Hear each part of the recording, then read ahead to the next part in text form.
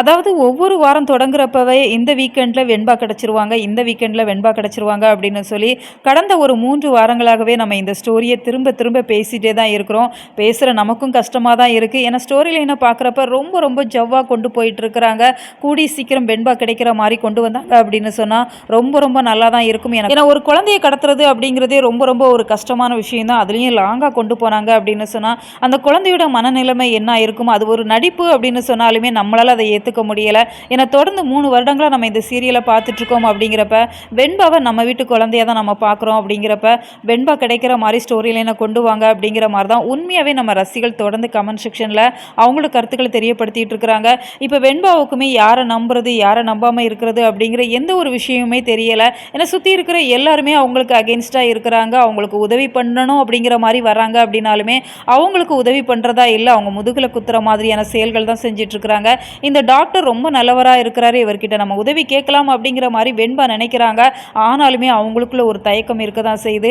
ஏன்னா இவங்களும் அவங்க கூட்டாளியே இருந்தாங்க அப்படின்னு சொன்னால் நம்ம என்ன பண்ணுறது அப்படிங்கிறதில் ரொம்ப ரொம்ப சைலண்ட்டாக வேறு எதுவுமே பேசாமல் இருக்கிறாங்க.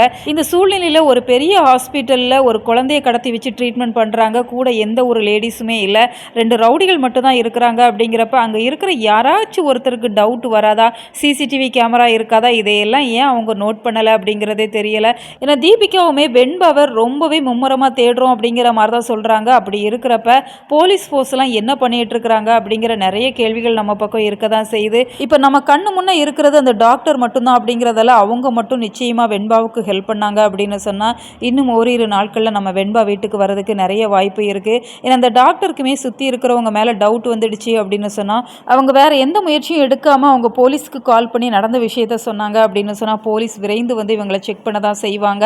இவங்களுக்கும் இந்த குழந்தைக்கும் எந்த ஒரு சம்மந்தம் இல்லை அப்படின்னு சொல்லி அவங்கள அரெஸ்ட் பண்ணிட்டாங்க அப்படின்னு சொன்னால் நம்ம வெண்பா ரொம்பவே சூப்பராக மீட்கப்படுவாங்க. இதைத்தான் ரசிகர்களுமே எதிர்பார்த்து காத்து இருக்கும். இந்த செய்தி எப்போ வரும், அந்த ஒரு நாளுக்காக தான் ரொம்ப ரொம்ப எக்ஸைட்மெண்ட்டாக காத்து இருக்கும். நீங்கள் இதை எப்படி பார்க்குறீங்க? உங்களோட கருத்துக்களை மறக்காமல் கமெண்ட் பாக்ஸில் தெரியப்படுத்துங்க. மேலும் இது போன்ற வீடியோக்களுக்கு நம்ம சேனலை மறக்காமல் சப்ஸ்கிரைப் பண்ணுங்கள்.